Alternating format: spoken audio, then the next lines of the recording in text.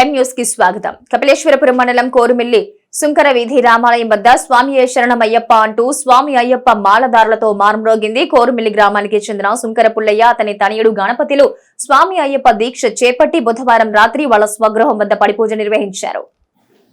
సుమారు 50 మంది అయ్యప్ప దీక్షాపరులు ఈ పడిపూజలో పాల్గొని భక్తి శ్రద్ధలతో పూజా కార్యక్రమాలు నిర్వహించారు. వేద పండితులు మంత్రోజుల మధ్య శ్రీ అయ్యప్ప స్వామి పడిపూజ అత్యంత ఆధ్యాత్మిక వాతావరణంలో జరిగింది.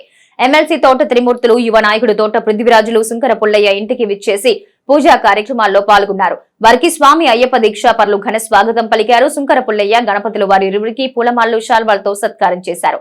మాజీ సర్పంచ్ సలాది వీరబాబు, మాజీ డీసీసీబీ డైరెక్టర్ సలాది అప్పారావు, అధిక సంఖ్యలో గ్రామస్తులు స్వామి అయ్యప్ప పడిపూజను వీక్షించారు.